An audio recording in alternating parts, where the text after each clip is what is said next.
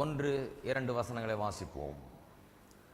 ஆனபடியால் கிறிஸ்து இயேசுக்குட்பட்டவர்களாய் இருந்து மாம்சத்தின்படி நடவாமல் ஆவியின்படியே நடக்கிறவர்களுக்கு ஆக்கினை தீர்ப்பு இல்லை.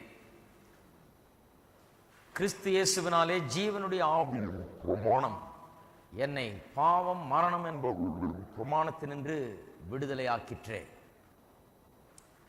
போன வாரத்திலே நாம் 8ஆம் அதிகாரத்தை படிக்க ஆரம்பித்தோம்.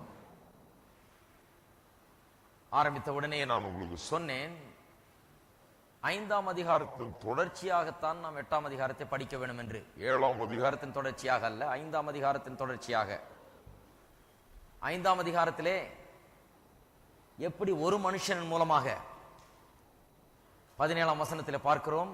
5ஆம் அதிகாரம் 17ஆம் வசனத்திலே அல்லாமலும் ஒருவனுடைய மீறுதனாலே அந்த ஒருவன் மூலமாய் மரணம் ஆண்டு கொண்டிருக்க கிருபையின் பரிபூர்ணத்தையும் நீதியின் ஈவின் பரிபூர்ணத்தையும் பெறுகிறவர்கள் இயேசு கிறிஸ்து என்னும் ஒருவராலே ஜீவனை அடைந்து ஆளுவார்கள் என்பது அதிக நிச்சயமாமே. 16ஆம் வசனம், மேலும் ஒருவன் பாவம் செய்ததினால் உண்டான தீர்ப்பு தேவன் அருளும் ஈவுக்கு ஒப்பானதல்ல. அந்த தீர்ப்பு ஒரே குற்றத்தின் நிமித்தம் ஆக்கினைக்கு ஏதுவாய் இருந்தது. கிருபை வரமோ அநேக குற்றங்களை நீக்கி நீதி விளங்கும் தீர்ப்புக்கு ஏதுவாய் இருக்கிறது. அங்க ஒரு கம்பாரிசன். ஒரு மனிதன் மூலமா எப்படி எல்லாரும் ஆக்கினைக்கு ஏதுவான ஒரு தீர்ப்பை பெற்றார்கள். ஆக்கினை தீர்ப்பு என்று பெயர் அதுக்கு. ஒருவனுடைய ஒரு குற்றத்தின் நிமித்தமாக, ஆதாமுடைய ஒரே குற்றத்தின் மூலமாக உலகத்தில் இருக்கிற அனைவருமே ஆக்கினை தீர்ப்புக்கு உட்பட்டார்கள். அதுபோலவே இயேசு கிறிஸ்துவின் மூலமாக, அவர் சிலுவையில் செய்த கிரியின் மூலமாக தேவனுடைய கிருபை எல்லாரும் பெற்றார்கள். அதன் மூலமாக அநேக குற்றங்களை நீங்கி நீதி விளங்கும் தீர்ப்புக்கு அது ஏதுவாய் இருக்கிறது என்று பார்க்கிறோம். ஒரு மனுஷன் மூலமாய் ஆக்கினை தீர்ப்பு உலகத்துக்குள்ளே பிரவேசித்தது. இப்போ இன்னொரு மனுஷன் மூலமாய் அந்த ஆக்கினை தீர்ப்பிலிருந்து விடுதலை உண்டாக்கி இருக்கிறது என்பதை 5ஆம் அதிகாரத்தில் சொல்லிக்கொண்டே வந்தார். சொல்லிக்கொண்டே வரும்போது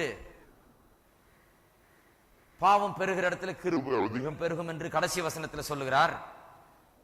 பலது 20ஆம் வசனத்திலே சொல்லிவிட்டு திடீர்னு அவருக்கு ஒரு யோசனை வருது. பாவம் பெருகிற இடத்துல கிருபை அதிகம் பெருகும் என்று சொல்லிவிட்டபடினாலே அநேகர் இனி நிறைய பாவம் செய்ய நிறைய கிருபை கிடைக்கும் என்று சொல்லி தாராளமாக பாவம் செய்யலாம் போல இருக்கு என்கிற கேள்வியை எழுப்புவார்கள் என்று சொல்லி அவர்களுக்கு பதிலளிக்கும்படியாக within paragraphs 6ஆம் 7ஆம் அதிகாரம் ஒரு பெரிய பாராகிராஃப் parenthesis மாதிரி, பாராகிராஃப் இல்ல parenthesis, அதாவது பிராக்கெட்ஸ், பிராக்கெட்டுக்குள்ள காரியம் எழுதுறோமே அதுபோல 6ஆம் அதிகாரம் 7ஆம் அதிகாரத்தை எழுதுகிறார். 5ஆம் அதிகாரம் 20-21ஆம் வசனத்தை சொல்லிட்டு அவருக்குள்ள திடீர்னு ஒரு சந்தேகம், ஜனங்க இப்படி நினைச்சிருவாங்களே, பாவம் பெருகிற இடத்துல கிருபை பெருகிறது என்று சொல்லுகிறதுனால கிருபை பெருகும்படியா பாவம் செய்யலாம் யோசிச்சுவாங்கன்னா என்ன செய்வது என்று சொல்லி அதை விளக்குகிறார். 6ஆம் 7ஆம் அதிகாரம் 2 பெரிய அதிகாரத்துல பிராக்கெட்டுக்கு நடுவுல போடுற மெட்டீரியல் மாதிரி போட்டிருக்காரு. ஆகையால 8ஆம் அதிகாரத்துக்கு வரும்போது 5ஆம் அதிகாரத்தின் தொடர்ச்சியாக அதை காண வேண்டும். அப்படி கண்டால்தான் அதனுடைய அர்த்தம் நமக்கு விளங்கும். அப்படி பார்த்தால் என்ன விளங்குகிறது? 5ஆம் அதிகாரம் முடிந்து 8ஆம் அதிகாரத்தை வாசித்தால் எப்படி தெரிகிறது? ஆனபடியால் கிறிஸ்து இயேசுக்குட்பட்டவர்களாய் இருந்து, முன்பு ஆதாமுக்குட்பட்டவர்களாய் இருந்தோம். ஆதாமின் மூலமாக எல்லாரும் குற்றம், அந்த ஒரு குற்றத்தின் மூலமாக எல்லாரும் ஆக்கினை தீர்ப்படைந்தோம்.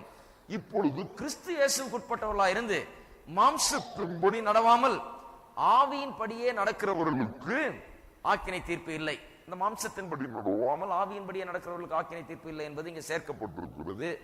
அது பழைய அந்த மேனுஸ்கிரிப்ட்ஸ்ல இல்லை என்று சொல்லுகிறார்கள். ஆகையால் அதை இந்த நேரத்தில் விட்டுறோம். 4ஆம் வசனத்தில் அது திரும்ப வருகிறது. அப்ப அதை சேர்த்துக் கொள்வோம்.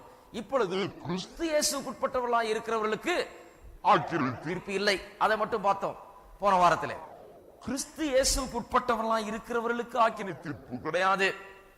ஆதாமுக்குட்பட்ட அனைவரும் ஆக்கினை தீர்ப்புக்குட்பட்டவர்கள். கிறிஸ்துவுக்குட்பட்டிருக்கிற அனைவரும் ஆக்கினை தீர்ப்புக்கு விலகி விலகி மீட்டுக் கொள்ளப்பட்டவர்கள் என்கிற அர்த்தத்திலே தான் இங்கே சொல்லப்பட்டிருக்கிறது. இங்கே ஒவ்வொரு விசுவாசியும் எப்படி தேவனுடைய ஆக்கினை தீர்ப்பிலிருந்து, கோபாக்கினையிலிருந்து, தண்டனையிலிருந்து தப்பித்திருக்கிறான், ரட்சிக்கப்பட்ட ஒவ்வொரு விசுவாசியும் எப்படி ஆக்கினை தீர்ப்புக்கு நீங்களாக்கி மீட்டுக் கொள்ளப்பட்டிருக்கிறான். ஆக்கினை தீர்ப்பு அவனுக்கு கிடையாது என்கிற சத்தியத்தை இங்க தெளிவாக எடுத்து சொல்லுகிறார். மீதி உள்ள அதிகாரம் முழுவதும் போன ஒரு அவுட்லைன் கொடுத்தேன். 8ஆம் அதிகாரத்தினுடைய சொன்னேன், ஜெனரலா சொன்னேன். பொதுவாக 8ஆம் அதிகாரம் முழுவதும் இந்த விசுவாசிக்கு எப்படி ஆக்கினை தீர்ப்பு இல்லை என்பதை படிப்படியாய் விளக்குகிறது 8ஆம் அதிகாரம்.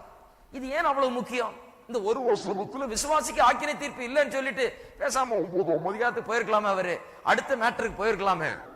ஏன் 8ஆம் அதிகாரம் முழுக்க, அதுவும் வேதத்திலே மிகச் சிறந்த ஒரு அதிகாரம் இது, ரொம்ப போற்றப்படத்தக்க அதிகாரம் இது. இதில் உள்ள சத்தியங்கள் மிகவும் அதிகமாக பேசப்படுகிறது.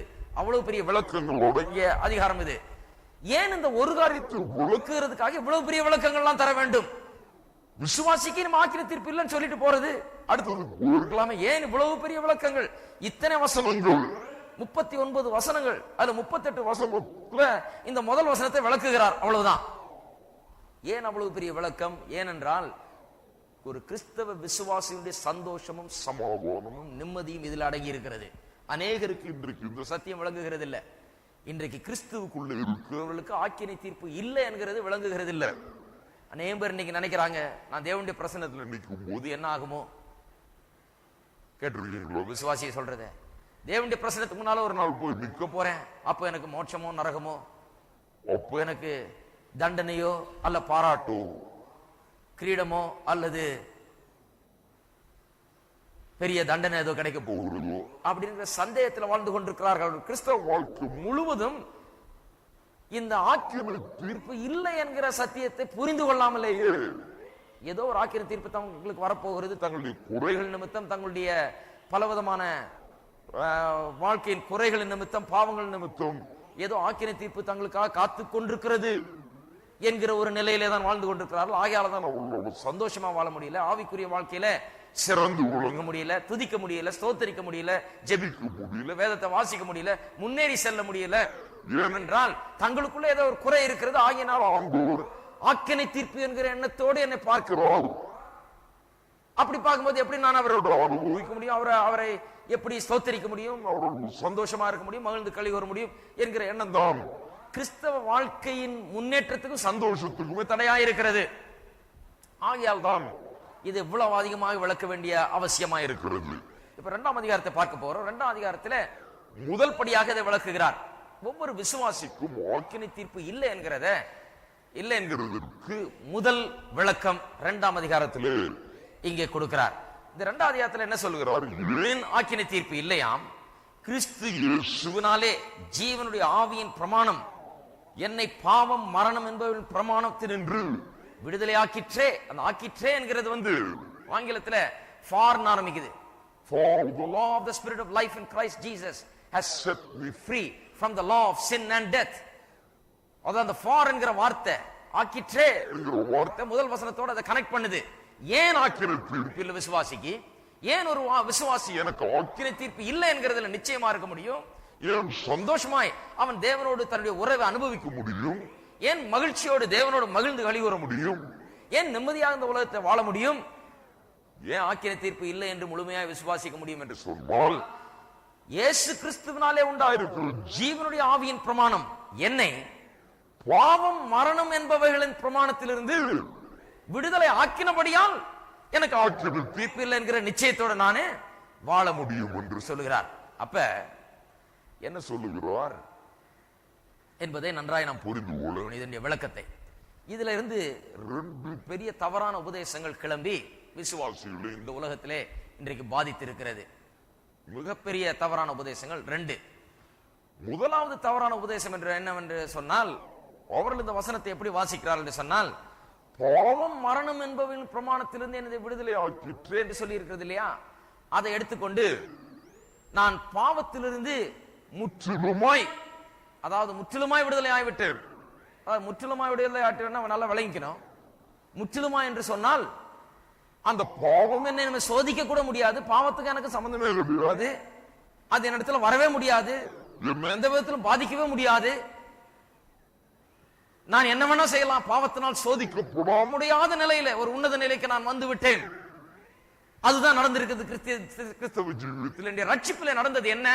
பாவத்திலிருந்து ஒரு முற்றிலும் முழுமையான விடுதலை, என்டையர் சாங்டிபிகேஷன் என்று ஆங்கிலத்திலே அந்த உபதேசத்தை சொல்லுவாங்க. இது வேகமாய் இங்கிலாந்து தேசத்திலிருந்து பரவி உலகம் முழுவதும் பரவிச்சு. என்டையர் சாங்டிபிகேஷன், நான் முழுவதுமாய் பரிசுத்தமாகி இருக்கிறேன். ரட்சிப்புனா என்ன? முழுமையான நான் பரிசுத்தமாக்கப்பட்டிருக்கிறேன். முழுமையான பரிசுத்தம், என்னிடத்துல குற்றமே கிடையாது, குறையே கிடையாது, குறைய வர முடியாது. பாவமும் என்ன வந்து சோதிக்கவும் முடியாது, ஒன்னும் செய்யவும் முடியாது. முழுமையான பரிசுத்தம் என்கிற ஒரு நிலைக்குள்ள நான் நுழைந்திருக்கிறேன். ஆகையால் எனக்கு ஆக்கினை தீர்ப்பு கிடையாது என்று வாசிக்கிறார்கள். எப்படி வாசிக்கிறார்கள்? முழுமையான பரிசுத்தத்துக்குள்ள நான் நுழைந்து விட்டபடினாலே பாவம் இனி என்ன எந்த விதத்திலும் பாதிக்க கூடாத நிலையில நான் இருக்கிறபடினாலே பாவம் என்ன சோதிக்க கூட முடியாது, பாவத்தில் நான் விழுறதுக்கு சான்ஸே கிடையாது, ஆகியனாலே எனக்கு ஆக்கிய தீர்ப்பு இல்ல என்கிற ஒரு போதனை. அது அதுல என்ன டேஞ்சர் சொன்னால், இப்படி நம்புகிறவர்கள் திடீர்னு ஒரு சின்ன தப்பு சொல்கிறார்கள் வைப்போம், என்ன ஆகும்? இவருடைய மனக்கோட்டையே இடிந்து விழும். ஆக்கினை தீர்ப்பு இல்லை, நான் தேவனுடைய பிள்ளை என்று இவர்கள் வைத்திருக்கிற மன நம்பிக்கை, உறுதி, ஒரு சின்ன தவறுனாலே அவள் வாழ்க்கையில ஏற்படுகிற ஒரு சின்ன தவறு, பேச்சிலோ நடவடிக்கையிலோ எதிரிலோ ஏற்படுகிற ஒரு சின்ன பாவம், சின்ன தவறு அவருடைய வாழ்க்கையில ஏற்படும் போது, ஐயோ நான் பாவம் செய்துட்டேன், ஆகையால் இப்போ ஆக்கினை தீர்ப்பு உண்டு. ஏன் அப்படி வரும்? ஆக்கினை தீர்ப்பு இல்லைன்றது காரணமே அவங்க என்ன சொன்னாங்க? நான் பூரணமாய் பரிசுத்தமாக்கப்பட்டிருக்கிறதுனால ஆக்கினை தீர்ப்பு இல்லை என்று சொன்னபடினால ஒரு சின்ன தவறு நடந்த உடனே தங்களுடைய சந்தோஷத்தையும் சமாதானத்தையும் அவர்கள் இழந்து விடுகிறார்கள். அதுக்கப்புறம் சந்தோஷமே கிடையாது. இதை போல கிறிஸ்தவர்களை பார்த்திருக்கீங்களா நீங்க? நான் நிறைய பார்த்திருக்கிறேன். எனக்கு ஒரு ஆள் ஞாபகம் இருக்குது. இப்படி இந்த பூரண பரிசுத்தமாகுதல் அந்த அப்ரோச், அப்படிப்பட்ட ஒரு காரியத்தை விசுவாசித்து ஒரு ஆள் கடைசியில ஏதோ ஒரு சின்ன ஒரு முறை ஒரே ஒரு தவறு செய்து விட்டார். அந்த தவறுல அதோட ஒளிஞ்சார். ஒரு 20 வருஷம் கேப்புக்கு பிறகு திருப்பி பார்த்தேன், முன்ன இருந்த விட ரொம்ப மோசமான நிலையில இருந்தார். எலும்பு கூடு மாதிரி இருக்கார் ஆள், இழைச்சி அப்படியே தேஞ்சு போயிருக்கார். என்னையான்னு வேற ஒரு பிரச்சனையும் கிடையாது, இதுதான் இடத்துல இருந்து இது போயிடுச்சுங்க, எனக்கு அவ்வளவுதான், நான் விழுந்து போயிட்டு நான் போச்சு, இனிமே எனக்கு சம்பந்தம் கிடையாது, தண்டனைக்கு காத்திருக்கிறேன், அவ்வளவுதான், தண்டனை இப்ப இந்த வாழ்க்கையில அனுபவித்திருக்கிறேன், இன்னும் மறு வாழ்க்கையிலும் நான் அனுபவிக்க போகிறேன் நிலையில வந்துட்டாரு. அவரை சரி பண்றதுக்கு மணிக்கணக்கில் பேசியிருக்கிறேன். கடைசி வரை சரி போட முடியாமலேயே அவர் செத்தும் போனார். எவ்வளவு சீரியஸான விஷயம் பாருங்க. இதுக்கெல்லாம் என்ன காரணம்? தவறான உபதேசம். அந்த உபதேசம் என்ன? இந்த வசனத்துல இருந்து வருது, ரோமர் 8:2 இருந்து வருது. ஆகவே இந்த வசனத்தை எப்படி வாசிக்கிறார்கள்? பாவம் மரணம் என்கிற பிரமாணத்திலிருந்து நான் விடுதலையானே என்று சொல்லுகிறது. பாவத்திலிருந்து முற்றிலுமே நான் விடுதலை ஆயிட்டேன், பாவத்தை எனக்கு சம்பந்தமே கிடையாது, என்னால சோதிக்கப்படவே முடியாது, நான் பூரண பரிசுத்தத்துக்குள்ள நுழைந்து விட்டேன் என்கிற தவறான உபதேசத்தை அவர்கள் நம்பி இருக்கிறபடினாலே, பூரண பரிசுத்தம் என்கிற நிலையை அவர்கள் நம்பி இருக்கிறபடினாலே, ஒரு சின்ன குறவு வரும்போது போச்சு அப்படின்னு மூழ்கிடுவாங்க அதுலயே. இது என்ன கொஞ்சம் எப்படி அது வந்ததுன்றத நான் விளக்க கடமைப்பட்டிருக்கிறேன். எப்படி இந்த பூரண பரிசுத்தம் என்கிற உபதேசம் இந்த வசனத்தில் வந்தது? எப்படி இந்த பூரண பரிசுத்தம் ஜனங்க விசுவாசிக்க ஆரம்பித்தாங்க? அது விசுவாசத்தை பெரிய டேஞ்சர். அது விசுவாசத்தை நிம்மதியாவே இருக்க முடியாது, டிப்ரெஷன் தான் நெக்ஸ்ட் ஸ்டெப். இப்பவே சொல்லிடுறேன், பூரண பரிசுத்தம் என்கிற காரியத்தை விசுவாசித்தால் அடுத்தபடி டிப்ரெஷன், சோர்வுக்குள்ளதான் போவீங்க. ரொம்ப டேஞ்சரான ஒரு உபதேசம் அது, ரொம்ப ஆபத்தான உபதேசம், மனுஷனை அப்படியே தொலைத்து போடுகிற உபதேசம் அது. எப்படி அது இதுல இருந்து வந்தது என்று சொன்னால், இந்த பாவம் மரணம் என்பவைகளின் பிரமாணம் என்று சொல்லி இருக்கிற 2ஆம் வசனத்துல அது என்ன என்று கேட்டால் அவர்கள் சொல்லுகிறார்கள், ரோமர் 7:23 சொல்லி இருக்கிறதே, ரோமர் 7:23 பாவ பிரமாணம்னு அதுவும் இதுவும் ஒண்ணு அவர்கள் வியாக்கியானம் செய்கிறார்கள். கொஞ்சம் ஒரு நிமிஷம் பார்ப்போம். ரோமர் 7:23, ரோமர் 7ஆம் அதிகாரம் அந்த 20-25 வசனங்களை நான் பிரசங்கித்தது உங்களுக்கு ஞாபகம் இருக்கும். அங்கே பவுல் அப்போஸ்தலன் உள்ளத்திலே குத்தப்பட்டு தேவனுடைய கற்பனை நல்லதென்று காண்கிறார், தேவனுடைய கற்பனையின்படி நடக்க விரும்புகிறார். ஆனால் அவர் ரட்சிக்கப்படாதபடினாலே, பாவத்திலிருந்து விடுதலையாக்கப்படாதபடினாலே, பாவத்தின் அதிகாரத்திலிருந்து ஆளுகையிலிருந்து விடுதலையாக்கப்படாதனாலே அந்த பாவத்தை மேற்கொள்ள அவரிடத்துல சக்தி கிடையாது. அதை பற்றி இங்க சொல்லிட்டே வர்றார். சொல்லிட்டு சொல்லுகிறார் 23ஆம் வசனத்திலே 7ஆம் அதிகாரத்திலே, ஆகிலும் என் மனதின் பிரமாணத்துக்கு விரோதமாக போராடுகிற வேறொரு பிரமாணத்தை என் அவயவங்களில் இருக்க காண்கிறேன். சொல்றாரு, உள்ளத்துல எனக்கு தெரியுது தேவனுடைய கற்பனை நல்லதுன்னு, ஆனா எனக்குள்ள இன்னொரு பிரமாணம் வேலை செய்யுது. எனக்குள்ள போராடுகிற இன்னொரு பிரமாணத்தை என் அவயவங்களில், அதாவது என் சரீரத்தில் இருக்க காணுகிறேன். என் சரீரத்தில், என் மனதிலே இருக்க காணுகிறேன். எத்தனை பேருக்கு தெரியும் நம்முடைய உள்ளத்திலே ஆவியிலே பாவம் கிடையாது? ஒருவன் கிறிஸ்துவுக்குள் இருந்தால் அவன் புது சிருஷ்டியாய் இருக்கிறான். பழையவைகள் ஒளிந்து போயின, எல்லாம் புதிதா என்ன என்று சொன்னால் நம்முடைய மூக்கு மொழியும் புதுசாயிடுச்சுன்னு அர்த்தமா? நம்ம ஹைட் மாறிடுச்சு, வெயிட் மாறிடுச்சு, கலர் மாறிடுச்சுன்னு அர்த்தமா? கிடையாது. ஒருவன் கிறிஸ்துவுக்குள் இருந்தால் அவன் புது சிருஷ்டியா இருக்கிறான். என்னத்துல புது சிருஷ்டியா இருக்கிறான்? எப்படி அவன் புதுசா இருக்கிறான்? எந்த விதத்திலே புதுமையா இருக்கிறான்? அவன் சரீர தோற்றத்திலே அல்ல, இன்னும் கேட்டா மனதளவுல கூட கிடையாது. உள்ளத்திலே, ஆவியிலே, உள்ளான மனிதன்லே ஆவியிலே அவன் புது சிருஷ்டியா இருக்கிறான். அங்கதான் மாற்றம் ஏற்பட்டிருக்கிறது. அங்கதான் புது சிருஷ்டி. மனதிலே அவயவங்கள் என்று சொன்னா என்ன வியாக்கியானம் பண்ணுவான்? அவயவங்கள் என்று சொன்னா சரீரம், அது மட்டுமல்லாமல் இந்த சரீரத்தை இயக்குகிற மனம், சிந்தைகள், இவைகள்லாம் சொன்னேன். என் அவயவங்கள்ல இன்னொரு பிரமாணம் இருக்கிறது காண்கிறேன்னு சொன்னார். அது என்ன பிரமாணம் பாருங்க? அது என் அவயவங்களில் உண்டாயிருக்கிற பாவ பிரமாணத்திற்கு என்னை சிறையாக்கி கொள்ளுகிறது. அப்ப ஒவ்வொரு மனுஷனுடைய அவயவங்களிலும், அதாவது அவனுடைய எண்ணங்கள், உணர்ச்சிகள், அவனுடைய சரீரத்திலே பாவம் என்கிற பிரமாணம் கிரியை செய்து கொண்டிருக்கிறது. ஒரு பிரமாணத்தை போல கிரியை செய்துன்னு சொன்னேன். புவியீர்ப்பு பிரமாணம். ஒரு புக்கை நான் கீழே போட்டா எப்படி இந்த புக்கு ஒரு தரையும் கீழே விழுமோ, அதுபோல பாவ பிரமாணம் ஒவ்வொரு மனுஷனுக்குள்ளேயும் வேலை செய்து அவனால பாவம் செய்யாம இருக்க முடியாதுங்கிற நிலையில இருக்கிறான் ரட்சிக்கப்படுற வரைக்கும். அது அவனை அப்படியே ஆட்கொள்ளுகிறது. அந்த அடிமையா இருக்கிறான் அவன். அந்த பிரமாணம் கிரியை செய்து கொண்டிருக்கிறது. நல்லது செய்யலான்னு பார்க்கிறான், கெட்டதுதான் செய்ய முடிகிறது அவனால். அதுதான் பாவ பிரமாணம். அந்த பாவ பிரமாணம் எங்க இருக்குதான்?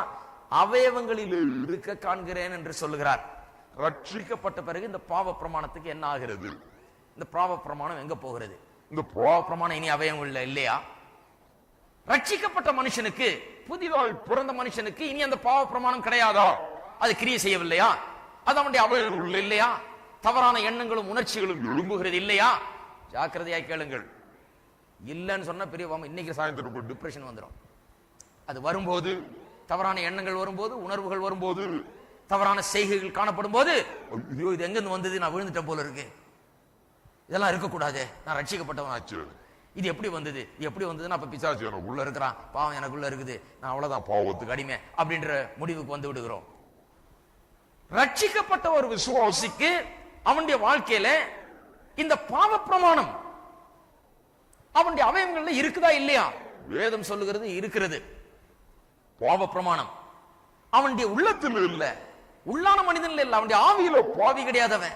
அவனுடைய ஆவியில பாவம், அவனை ஆட்கொள்ளுறதே பாவம் கிடையாது. அவனுடைய மனதிலே புதிதாக்கப்படாத மனம் இன்னும் சில தவறான சிந்தைகளையும் உணர்ச்சிகளையும் உடையதாக இருக்கிறது.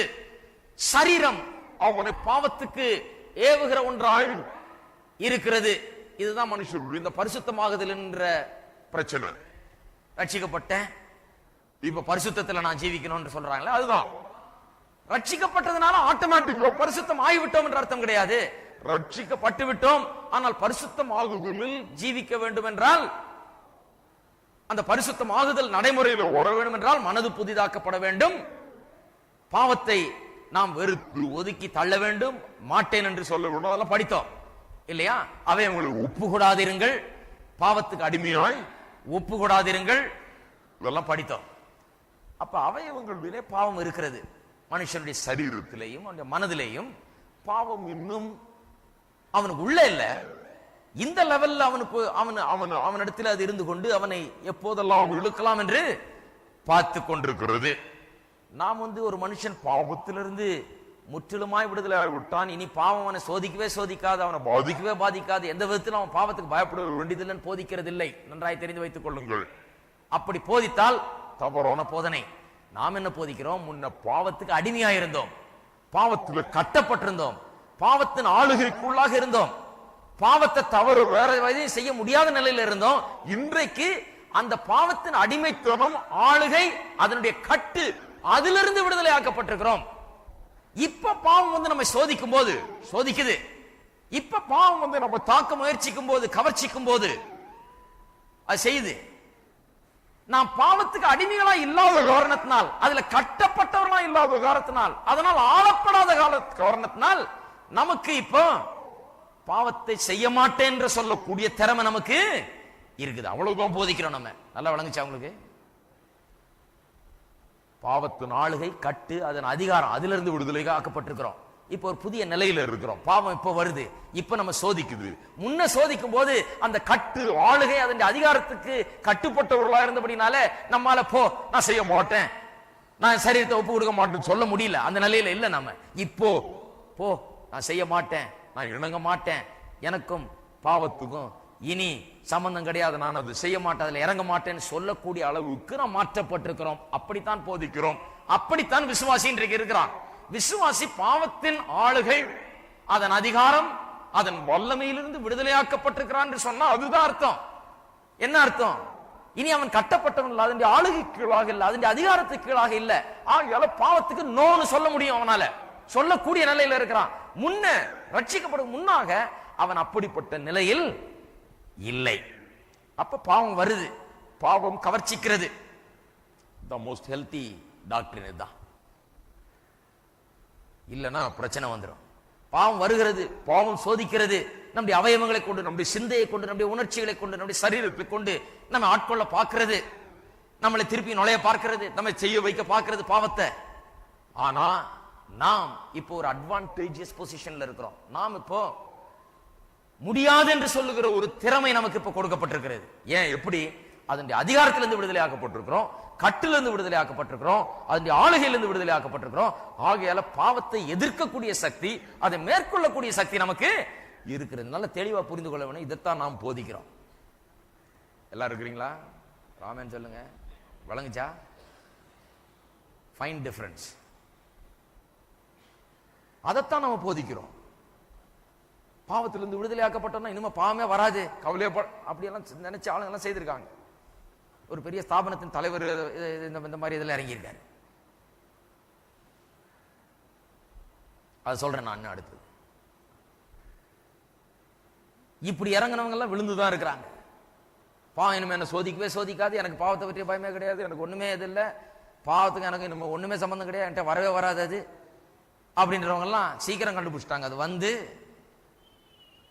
அது கவர்ந்து, அது இழுத்து, அது ஒண்ணுமில்லாம ஆக்குறதுக்கு ட்ரை பண்ணிட்டு தான் இருக்குது. ஆனால் நாம் இன்றைக்கு வேற நிலையில இருக்கிறோம். முன்ன அதுக்கு அடிமையா இருந்தோம், அதனால அதுக்கு மாட்டேன்னு சொல்லக்கூடிய தகுதி நமக்கு இல்லை. இப்போ அதுக்கு அடிமை கிடையாது, ஆகையால் மாட்டேன்னு சொல்லக்கூடிய ஒரு நிலையில நாம் இருக்கிறோம். இருக்கிறீங்களா? எத்தனை பேர் அந்த நிலையில் இருக்கிறீங்க? அப்ப பாவம் மரணம் என்கிற பிரமாணம் என்கிறதும் இந்த பாவ பிரமாணம் 23ஆம் வசனத்தில் சொல்லப்பட்டிருக்க இதுக்கும் வித்தியாசம் இருக்கிறது. இந்த பாவ பிரமாணம் என்கிறது பாவம் மரணம் என்கிற பிரமாணம் கிடையாது. பாவ பிரமாணம் என்கிறது மனுஷனுக்குள்ளே இருக்கிற, மனுஷனிலே கிரியை செய்கிற பாவம்.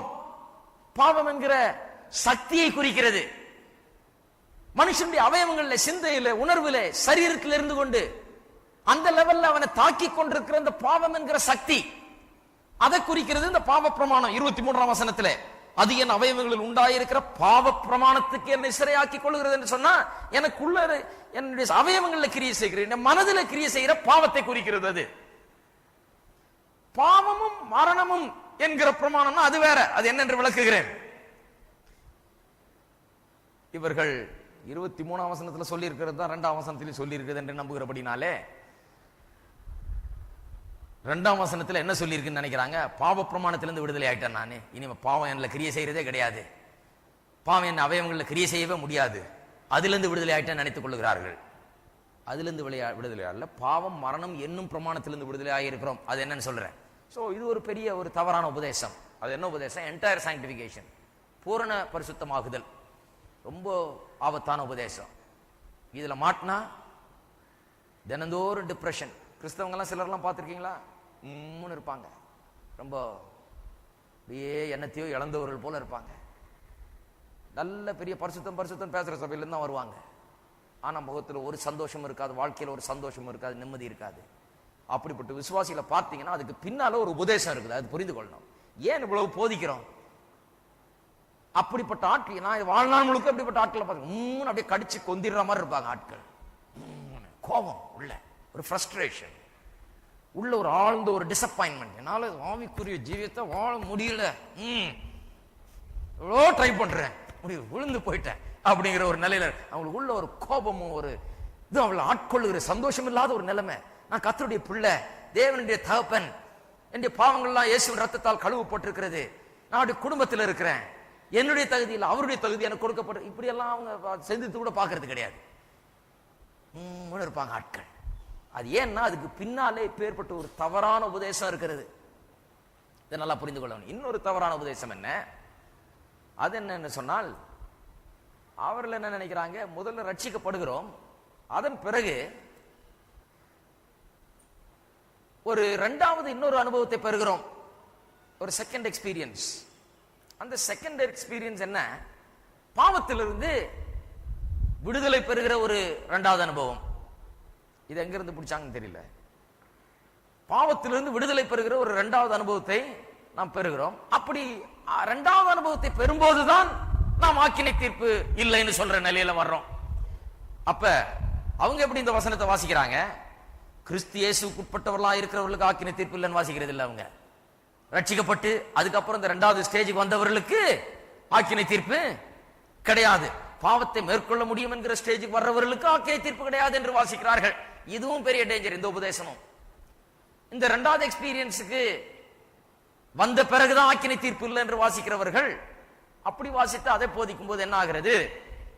நிறைய பேர் போய் பார்க்கறாங்க, எப்பவுமே வாழ்க்கையில சில குறைகள் இருந்துகிட்டே தான் இருக்குது, இந்த இரண்டாவது ஸ்டேஜுக்கு நான் வரவே இல்லையேன்னு ஒவ்வொரு நாளும் அழுதுகிட்டே இருக்க வேண்டியதுதான். அப்போ ஒவ்வொரு நாளும் நான் ஆக்கினை தீர்ப்பு இல்லைன்னு சொல்ல முடியாது. ஆக்கினை தீர்ப்பு உண்டு, ஆக்கினை தீர்ப்பு நான் இன்னும் முதல் ஸ்டேஜே கடக்கல, ரெண்டாவது ஸ்டேஜே கடக்கல, இன்னும் ரெண்டாவது ஸ்டேஜ் வரவே மாட்டேங்குது, எப்ப வரப்போகுது ரெண்டாவது ஸ்டேஜ் அப்படின்னு சொன்னா வரும், அது திடீர்னு வரும், திப்புன்னு வந்து உன்னை பிடிக்கும், அப்படியே இதாயிடுது ஆக்கும், அப்படி ஆயிடும், பாவத்திலிருந்து அப்படியே உனக்கு விடுதலை கிடைச்சிருமாக்கும், அப்படி ஆக்குன்னு சொல்லுவாங்க. இவர் அதுக்காக காத்திருந்து அது வரைக்கும் ஆக்கினை தீர்ப்பு உள்ளேதான் இருக்கணும். பாருங்க, இந்த ரெண்டு பெரிய தவறான உபதேசங்கள். சிலர் அந்த இரண்டாவது ஸ்டேஜுக்கு நான் வந்துட்டேன். ஒரு பெரிய ஸ்தாபனத்தின் தலைவர் ஒருவர் இருந்தார், பெரிய பல்லாயிரக்கணக்கான சபைகள் உள்ள ஸ்தாபனத்தின் தலைவர். அவர் ஒரு முறை இப்படி சொல்ல ஆரம்பிச்சிட்டார், நான் அந்த இரண்டாவது ஸ்டேஜுக்கு வந்து விட்டேன். எந்த ஸ்டேஜுக்கு? ரட்சிக்கப்பட்டது ஒரு ஸ்டேஜ், அதெல்லாம் நீங்கள்லாம் இருக்கிறீங்க, ஆனா நான் இந்த பாவத்திலிருந்து விடுதலை என்கிற ஸ்டேஜுக்கு, செகண்ட் எக்ஸ்பீரியன்ஸுக்கு நான் வந்து விட்டேன். வந்து விட்டபடினால் பாவம் என்ன இனிமே ஒண்ணு செய்யவே முடியாதுன்னு சொல்லி, முடியாதுன்றதை காமிக்கிறேன், நிரூபிக்கிறேன்னு சொல்லி அதுக்கு சில எக்ஸ்பெரிமெண்டேஷன்லாம் பண்ணி கடைசியில மென்டல் ஆஸ்பத்திரியும் அடியும் உதையும் வாங்கி தூக்கி வெளியே எறிஞ்சாங்க. ஒண்ணும் இல்லாம ஆளு சுத்தமா அந்த ஊழியத்தையும் அதனுடைய மேன்மையை எல்லாவற்றையும் அந்த மனுஷன் இழந்து போனார். ஏன்? அதுக்கு பின்னால் என்ன? அவர் பாவத்தில் விழுந்துட்டாருங்க. அது இல்ல பிரச்சனை. என்ன பிரச்சனைன்னு அந்த உபதேசம், தவறான உபதேசம் அவரை பிடிச்சிருச்சு. தவறான உபதேசம் சில காரியங்கள் பிடிக்கும் போது மனுஷனை இது நாசமாக்குறது சில நேரத்தில். ஆகையால் தான் வேத வசனத்தை போதிப்பது ரொம்ப அவசியம். ஆகையால் தான் இப்படி போதிக்கிறோம். தவறான உபதேசம் என்ன? தவறான உபதேசம், நான் அந்த செகண்ட் ஸ்டேஜுக்கு வந்துட்டேன், இனிமே என்ன பாவம் ஒன்றும் பண்ண முடியாது, நான் அந்த செகண்ட் எக்ஸ்பீரியன்ஸ், அநேகருக்கு இல்லாத ஒரு அனுபவத்தை நான் அனுபவிச்சிருக்கிறேன், நான் இப்போ ஆக்கினை தீர்ப்பு இல்லை என்கிற ஸ்டேஜுக்கு வந்துட்டேன். செகண்ட் எக்ஸ்பீரியன்ஸுக்கு நான் ஒரு ஸ்பெஷல் ஒரு மனுஷன், என்ன இனிமே இது ஒண்ணும் பண்ண முடியாது அப்படின்னு அவர் போதித்தபடினாலே கடைசியில போதித்தது மட்டும் இல்லாமல் அந்த போதனை ஒரு தவறான ஒரு ஃபால்ஸ் கான்பிடன்ஸை உள்ள கொடுத்துருச்சு, ஒரு தவறான ஒரு தைரியத்தை. நான் காமிக்கிறேன் பார், என்ன ஒண்ணும் பண்ணாதுன்னு சொல்லி ஒரு எக்ஸ்பெரிமெண்ட் பண்ணார். பண்ணி கடைசியில அந்த எக்ஸ்பெரிமெண்ட்ல இவர் தான் ஃபெயில். என்ன? ஒரு மனுஷன் பாவம் செய்தான்றது இல்ல பிரச்சனை, என்ன மாதிரி காரியத்தை விசுவாசித்தான்றதுதான் பிரச்சனை. அதுல ஆரம்பிச்சுதான் படுகுழியில கொண்டு போய் தள்ளினது. இந்த ரெண்டு பெரிய தவறான உபதேசங்கள் இந்த வசனத்திலிருந்து கிளம்புகிறது. அது எதுல இருந்து கிளம்புகிறது? பாவம் மரணம் என்பவைகளின் பிரமாணத்தினின்று விடுதலை ஆக்கிற்றே என்கிற அந்த வதத்தை வியாக்கியானம் பண்ணுகிறதுல தவறு வருதே, அதுல இருந்து கிளம்புனதான் ரெண்டு தவறான உபதேசங்களும். ரெண்டு பேரும் என்ன சொல்றாங்க? இந்த பாவம் மரணம் என்கிறவன் பிரமாணத்திலிருந்து விடுதலை ஆனேன் என்று சொல்லுகிறது பரிசுத்தமாகுதலை குறிக்கிறது என்று சொல்லுகிறார்கள். 8ஆம் அதிகாரம் 2ஆம் வசனம் பரிசுத்தமாகுதலை குறித்து பேசுகிறது. ஒருவன் கிறிஸ்துவுக்குள் இருந்தால் அவன் புது சிருஷ்டியா இருக்கிறான்றது அந்த மாதிரி அவர்கள் அப்ரோச் பண்றது இல்ல. கிறிஸ்துவுக்குட்பட்டவர்களாக இருக்கிறவர்களுக்கு ஆக்கினை தீர்ப்பு இல்லைன்னு அவர்கள் சொல்லுகிறது இல்ல. பரிசுத்தமாகுதலை அடைந்தவர்களுக்கு, பூரண பரிசுத்தமாகுதலை அடைந்தவர்களுக்கு முதல் ஆளு சொல்றாரு. இரண்டாவது ஆட்கள் என்ன சொல்றாங்க? பரிசுத்தமாகுதலை அடைந்தவர்களுக்கு, அப்பேற்பட்ட ஒரு இரண்டாவது அனுபவத்தை அடைந்தவர்களுக்கு ஆக்கினை தீர்ப்பு இல்லை என்று அப்படி வாசிக்கிறாங்க. அதுலதான் பிரச்சனையே வந்தது, அதுலதான் வீழ்ச்சியே வந்தது. அவர் சொல்றாங்க இது பரிசுத்தமாகுதலை குறித்து பேசுகிற வசனம் கிடையாது. இந்த வசனத்துக்கும் பரிசுத்தமாகுதலுக்கும் சம்பந்தமே கிடையாது. இந்த வசனம் எதை குறித்து பேசுகிறது? பரிசுத்தமாகுதலை குறித்து அல்ல, நாம் இயேசுவின் மூலமாக நீதிமான்களாக ஆக்கப்பட்டிருக்கிறோம் என்பதை குறித்து பேசுறது ஒழிய நாம பரிசுத்தமானதுனால ஆக்கினை தீர்ப்பு இல்லைன்னு பேசுறது கிடையாது. அதனாலதான் அந்த 5ஆம் அதிகாரத்தோட இதை கனெக்ட் பண்ணணும்ங்கிறது ரொம்ப முக்கியம். 6ஆம் அதிகாரத்தில் ஏதோ பரிசுத்தமாகுதலை குறித்து பேசுறதுனால, 7ஆம் அதிகாரத்தில் இன்னொரு கொஞ்சம் விரிவாக்குறதுனால, இது பரிசுத்தமாகுதலை குறித்து பேசணும் இப்படி தவறாய் கனெக்ட் பண்ணுகிறதுனாலதான் இந்த தவறான உபதேசமே வந்தது. இது 5ஆம் அதிகாரத்தோடு சம்பந்தப்பட்டது. 5ஆம் அதிகாரம் முடிஞ்ச உடனே 6, 7 விதின் பிராக்கெட்ஸ், அதோட நேரம் 8ஆம் அதிகாரம் தான். அப்படி நாம் வாசிக்கும் போது இந்த சரியான அர்த்தம் விளங்குகிறது. 5ஆம் அதிகாரத்தை என்னத்தை குறித்து பேசுகிறார்? ஒரு மனுஷன் எப்படி நீதிமானாக ஆக்கப்படுகிறான், பாவி எப்படி நீதிமானாக மாறுகிறான், தேவனுடைய பிள்ளையா மாறுகிறான் பேசுறார். எப்படி மாறினா? பரிசுத்தமாகுதல் நிமித்தமாக அல்லது பரிசுத்தமானதுனால அவன் நீதிமானானா? கிடையாது. தேவன் அவனை நீதிமானா ஆக்கினார். இவனுடைய பரிசுத்தத்துக்கும் நீதிமானத்துக்கும் சம்பந்தமே கிடையாது. இவன் நீதிமான ஆன பிறகு பரிசுத்தமாகுதல் நடக்குது. அது நடந்துகிட்டே இருக்குது, அது தொடர்ந்து நடந்துகிட்டே இருக்கும், கடைசி வரை நடந்து கொண்டே இருக்கும். அதைத்தான் நான் போதிக்கிறோம். இவன் பரிசுத்தமானதுனால நீதிமான் ஆகல, நீதிமான் ஆகிறான். ஏன் நீதிமான் ஆகிறான்? இவனுக்குள்ள ஒரு பரிசுத்தம் இல்லாம தேவன் இவனை நீதிமான் அறிவிக்கிறார். அவர் அறிவித்த பிறகு நீங்களும் நானும் யாரு? நான் பரிசுத்தம் இல்ல, நான் நீதிமான் இல்லைன்னு சொல்றதுக்கு அவர் சொல்றாரு நீங்கள் நீதிமான் என்று இருக்கிறீங்களா? எல்லாரும் சொல்லுங்க நான் நீதிமான். சில சபையில போய் பாருங்க, சொல்லி பாருங்க, சொல்ல மாட்டாங்க. சில அபத்தம் சொல்லக்கூடாது. இது எப்படி சொல்லலாம் நான் நீதிமான்? நான் நீதிமான் அது எப்படி அவ்வளவு தைரியமா சொல்றீங்க? நான் ஒண்ணும் தைரியமா சொல்லுங்க, வேதம் சொல்லுது நான் நீதி. அவர் சொல்லிட்டாரு நீதிமான். தேவன் என்ன நீதிமான் சொல்ல பிறகு நான் யாரு, நீங்க யாரு? அவர் நீதி எப்படி நீதிமான் சொன்னார்? வாழ்க்கையை பாருங்க, இதை பாரு, அதை வச்சு அவர் சொல்லலங்க. இயேசு கல்வாரி சிலுவையிலே சிந்தின அந்த ரத்தத்தை வச்சு அவருடைய பாவத்தை சுமந்த நிமித்தமாக, அவருடைய பாவத்தை போக்கினது நிமித்தமாக, அவர் எனக்கு பிராயச்சித்தத்தை செய்தது நிமித்தமாக நான் நீதிமான். அப்படிதான் நான் நீதிமான், அப்படிதான் நான் தேவனுடைய பிள்ளை. நான் போய் பரிசுத்தமாகி எல்லாம் சரி பண்ணி என் வாழ்க்கையெல்லாம் கரெக்ட் பண்ணி பூரண பரிசுத்தத்துக்குள்ள வந்து இந்த 2வது ஸ்டேஜை வந்து எட்டி அதன் பிறகு எனக்கு ஆக்கின தீர்ப்பு இல்லைன்னு அப்புறம் தேவனுடைய குடும்பத்தில் நுழையிறதுன்னா இந்த ஜென்மத்தில் அது நடக்க போறது கிடையாது. ஆகியால் தான் அவர் என்ன சொன்னாரு? நீ நீதிமான் வா உள்ளன்ட்டார். முதல்ல உள்ள கொண்டு வந்துட்டு அவருடைய குடும்பத்தில் சேர்த்துட்டு பிறகு என்ன சரி பண்ற? ஹலோ, இருக்கிறீங்களா? இதை விசுவாசத்தை பாருங்க, இந்த உபதேசத்துல வந்து பாருங்க எவ்வளவு சந்தோஷம் இருக்குது பாருங்க உள்ளத்துல. அந்த உபதேசத்துல போய் பாருங்க சந்தோஷமே போயிடும், சமாதானமே போயிடும், ஜெபமே வராது. ஜெபம் பண்ணும்போது கையெல்லாம் நடுங்கும். ஐயோ ஆண்டவரே, இப்படி சமூகத்தில் வருவதுக்கு தகுதியே கிடையாது, முற்றிலும் அருகதையற்றவன், நான் குப்பை, தூசி, புழு, பூச்சி, என்னென்ன கேவலமான வார்த்தைகளை சொல்ல முடியுமோ அவ்வளோத்தையும் பொறுக்கி எடுத்து எங்கேருந்து கொண்டு வருவாங்க. நான் இதுதான் ஆண்டவரே, அதில் ரொம்ப எக்ஸ்பர்ட்டாக இருப்பாங்க. அந்த காலத்தில் நான் பார்த்து கடகடன்னு வரும் அந்த வார்த்தைகள். ஏன்னா நிறைய தடவை சொல்லியிருக்காங்கல்ல ஜெபத்தில். ஒரு தடவை ஆரம்பிக்கும் போது அப்படி தான் ஆரம்பிக்கிறாங்க. அது ஒரு போயட்ரி மாதிரி விடுவாங்க. கட கட கட குப்பை, புழு, தூசி, கந்த, அழுக்கு அப்படின்னு கட கட கடன்னு வரும். அதில் ரொம்ப உறுதி. அது எங்கிருந்து அந்த உறுதி வந்தது? தவறான உபதேசத்திலிருந்து வந்தது உறுதி. தவறான உபதேசம் இவர்கள் குப்பை, புழு, தூசி, அழுக்கு, கந்த ஒண்ணு இல்லைன்றதை உறுதிப்படுத்தி விட்டது. Beyond any doubt. இது அவள்கிட்ட ஆழமாய் பதிந்து விட்டபடினால அவருடைய ஜெபத்துல எல்லாத்திலையும் வரிசையா அது ஒரு தொடர் மாதிரி வந்துகிட்டே இருக்குது. கட கட கட கட கடன்னு. அது இங்கிலீஷ்ல ஜெபம் பண்ணாலும் சரி, தமிழ்ல எல்லா பாஷையிலும் கரெக்டா வரும் அவங்களுக்கு. அது மட்டும் ஏன்னா தினந்தோறும் காலையும் மாலையும் ஜெபம் பண்றாங்க. அதை தவறான காரியம்.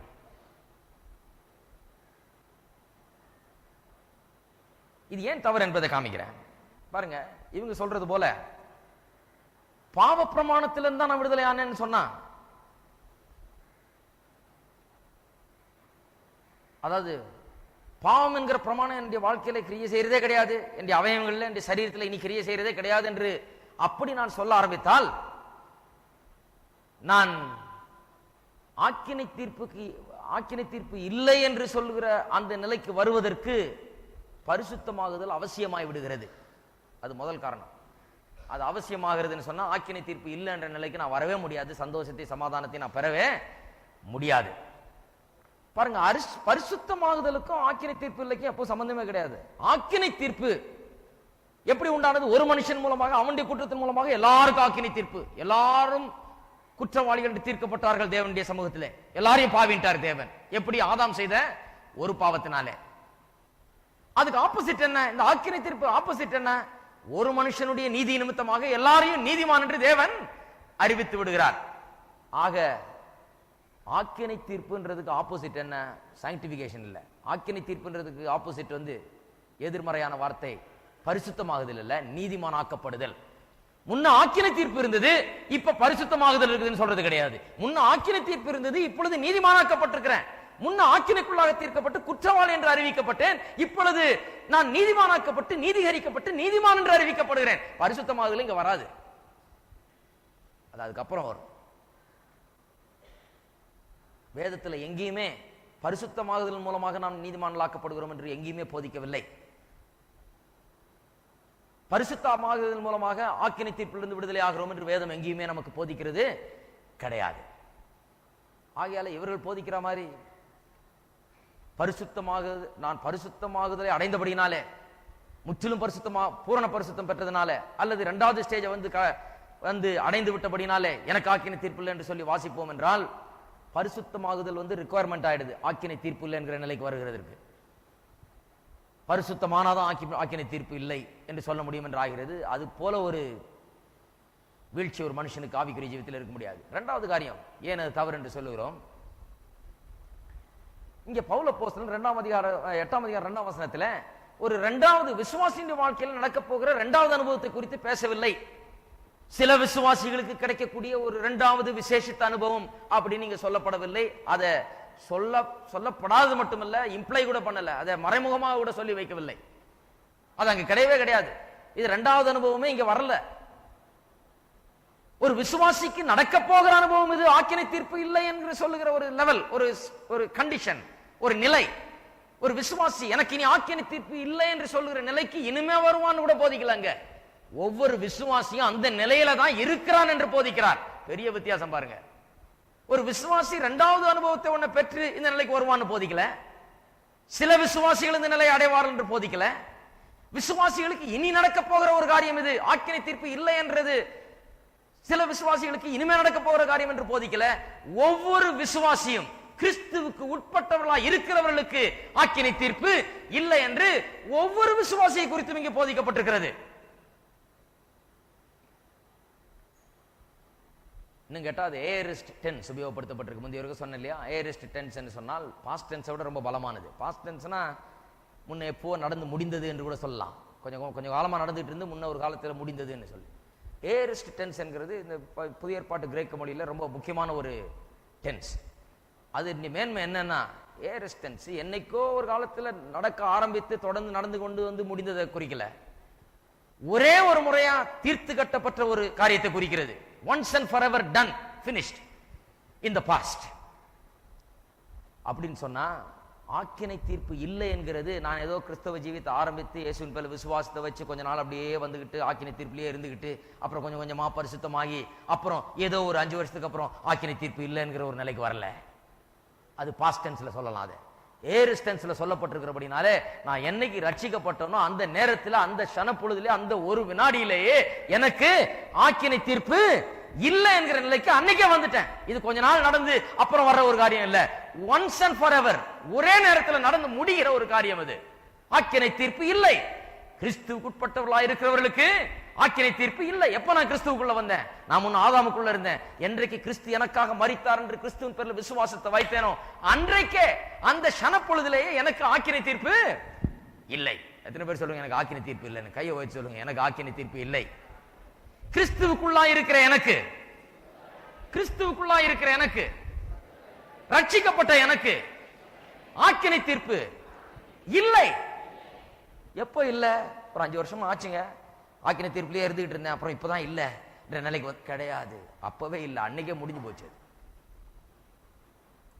அது மட்டும் இல்லாமல் 8ஆம் அதிகாரத்தில் என்னை பாவம் மரணம் என்பவன் பிரமாணத்திலிருந்து விடுதலை ஆக்கிட்டேன் என்று சொல்லியிருக்கிறார் இல்லையா? அநேக வேதத்தை போதிக்கிற அநேக பெரிய பிரசங்கியார்கள் சொல்லுகிறார்கள், இந்த என்னை என்கிற வார்த்தை அப்படி அல்ல, உன்னை என்று மொழிபெயர்க்கப்பட்டிருக்க வேண்டும் என்று. ஏன்னா பவுல் அப்போஸ்தலன் தான் ஒரு பெரிய கிறிஸ்தவ தலைவர் அல்லது ஒரு அப்போஸ்தலன், ஒரு பெரிய ஆவிக்குரிய ஜீவித்தில் வளர்ந்த மனுஷன், என்னை விடுதலை ஆக்கிட்டு நான் அந்த விடுதலை பெற்றிருக்கேன், நான் அந்த செகண்ட் எக்ஸ்பீரியன்ஸுக்குள்ள நுழைஞ்சிருக்கிறேன், நான் அந்த பூரண பரிசுத்தத்துக்குள்ள நுழைஞ்சிட்டேன் அப்படின்னு சிலர் இதை வச்சு போதிக்க ஆரம்பிச்சிடுறாங்க. கிடையாது, என்னை இல்ல உன்னை. அப்ப எப்படி வாசிக்கிறது? கிறிஸ்து இயேசுவினாலே ஜீவனுடைய ஆவியின் பிரமாணம் உன்னை பாவம் மரணம் என்பவரின் பிரமாணத்தினின்று விடுதலை ஆக்கிற்றே. அவர் தன்னுடைய சொந்த அனுபவத்தை பேசலைங்க. அதுல எல்லாம் அக்ரீட், எல்லா ஸ்காலர்ஸும் எல்லா வேதத்தை போதிக்கிற எல்லாருமே அதை அக்ரி பண்றாங்க. தன்னுடைய அனுபவத்தை குறித்து பேசல. கிறிஸ்தவ விசுவாசி, ஒவ்வொரு கிறிஸ்தவ விசுவாசியின் அனுபவம், ஒவ்வொரு கிறிஸ்தவ உண்மையான விசுவாசியின் தனிப்பட்ட அனுபவம், அதை சொல்றாரு. அப்படி வாசிக்கும் போது என்ன? கிறிஸ்து இயேசுவினாலே ஜீவனுள்ள ஆவியின் பிரமாணம் என்னைன்னு சொல்லி போட்டு ஒவ்வொரு விசுவாசியும் வாசிக்கலாம். என்னை எல்லாரும் சொல்லுங்க, என்னை. என்னை பவுல் அப்போஸ்தலன் மட்டும் இல்ல, அவர் பெரிய அப்போஸ்தலர், அவர் பெரிய உயர்ந்தவர், அவர் பெரிய 2வது அனுபவத்துக்குள்ள வந்துட்டாரு, அவர் பெரிய அந்த உயர்ந்த நிலைக்குள்ள பூரண பரிசுத்துக்குள்ள வந்துட்டார். கிடையாது, என்னை, என்னை, உன்னை, உங்களை, ஒவ்வொருவரையும் பாவம் மரணம் என்பவரின் பிரமாணத்தினின்று விடுதலை ஆக்கிற்றே. அப்படி விடுதலை ஆகலன்னா, பாவம் மரணம் என்கிற பிரமாணத்திலிருந்து விடுதலை ஆகலன்னா இன்னும் விசுவாசியே ஆகலன்னு அர்த்தம்.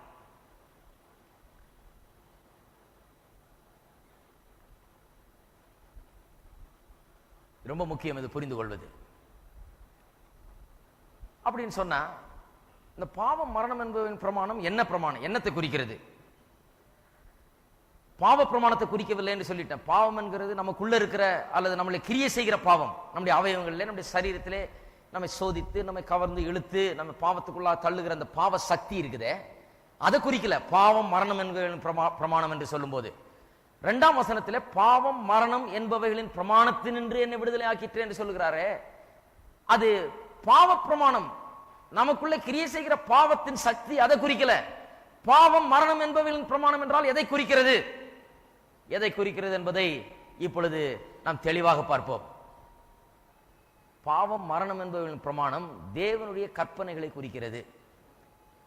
நான் ஏற்கனவே 1ஆம் அதிகாரத்திலிருந்து போதித்த போதே சொன்னேன். 2ஆம் அதிகாரம் எல்லாம் போதிக்கும் போது கற்பனை மோசையின் மூலமாய் வந்தது, 10 கற்பனை. அதுக்கு முன்னாலே ஏது கற்பனை?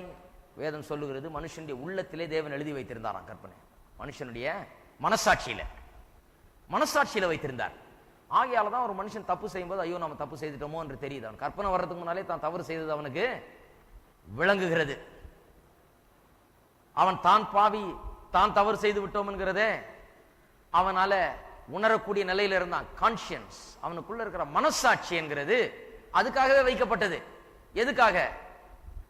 இந்த தேவனுடைய ஒழுங்கு, கற்பனை, பிரமாணம் என்கிறது மனுஷனுடைய உள்ளத்திலேயே கொடுக்கப்படும். பில்டின்.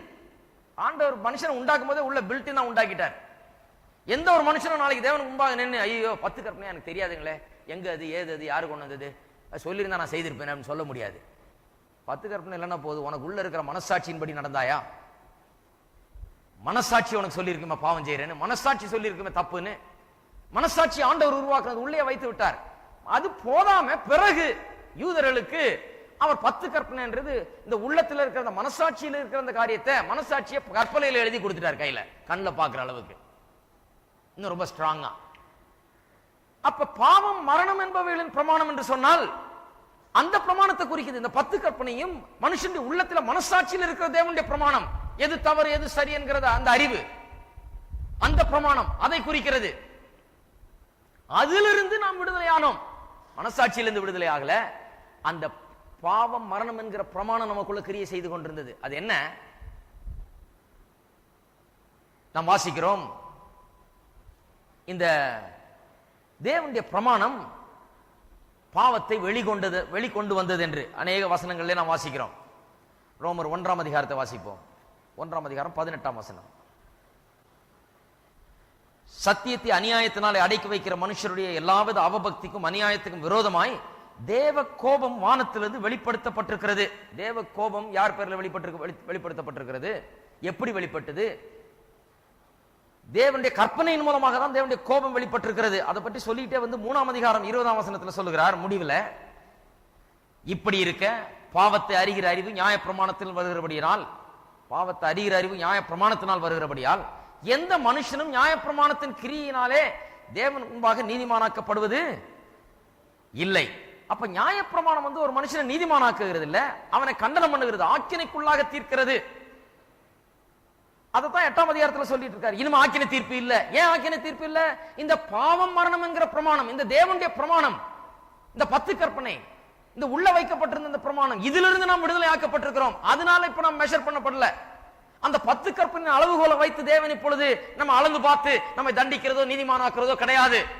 தேவன் நம்மளெல்லாம் கூப்பிட்டு வந்து நில்லுங்க, 10 கற்பனையை ஒன்னையும் ஒப்பிட்டு பார்க்கலாம், எந்த அளவுக்கு நீ யோகியன்னு பார்ப்போம், 10 கற்பனையை ஒப்பிட்டு பார்த்தால் நீ எப்படி மார்க் வாங்குறேன்னு பார்ப்போம்னு சொன்னாரா? எத்தனையில பாஸ் ஆயிருக்கு, எத்தனையில ஃபெயில் கிடையாது. அது கதையே வேற. அது ஒண்ணுல ஃபெயில் ஆனாலே எல்லாத்திலையும் ஃபெயில் ஆன, அதுல பாஸ் ஆகவே முடியாது. அதுல இருந்து விடுதலை ஆட்டம், அதுல நீதிமானாக்கப்படவே முடியாது. ஒண்ணுல தவறுனா எல்லாருக்கும் தவறிடுறோம். ஆகையால் அதிலிருந்து விடுதலையாக்கப்பட்டிருக்கிறோம். இப்ப தேவன் வந்து நம்ம 10 கற்பனையின் அடிப்படையில நியாயந்திருக்கிறது கிடையாது. உங்களை என்னைய நிக்க வச்சு 10 கற்பனையோட ஒப்பிட்டு பார்த்தா எப்படி இருக்குது வாழ்க்கைன்னு பார்க்கிறது கிடையாது. அவர் எப்படி நம்ம பார்க்கிறார்? இயேசுவினுடைய நீதி நமக்கு கொடுக்கப்படும். நம்ம பார்க்கும்போது எப்படி பார்க்கிறார்? 10 கற்பனையில பார்த்தா எப்படி இருக்கான்? அப்படி இல்லை. இவனுக்கு இயேசுவினுடைய நீதியை பெற்றிருக்கிறானா? தேவ நீதியை பெற்றிருக்கிறானா?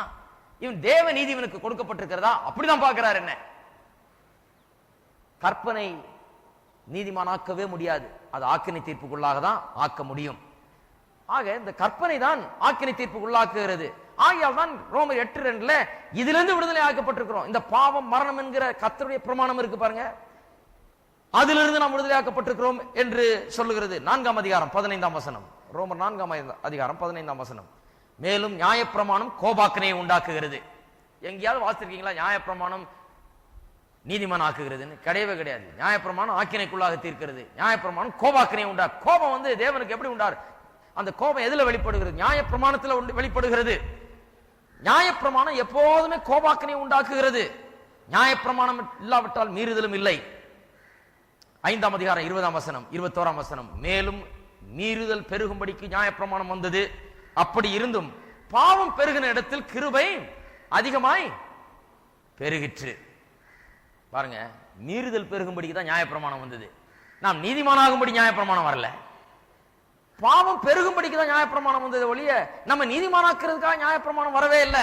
நான் பாவிகள் என்பதை காண்பிக்கிறதுக்காக, அதை வெளிச்சம் போட்டு காண்பிக்கிறதுக்காக, நமக்கு உள்ள இருக்கிற பாவத்தை வெளியே எடுத்து காண்பிக்கிறதுக்காக தான் 10 கற்பனை வந்தது.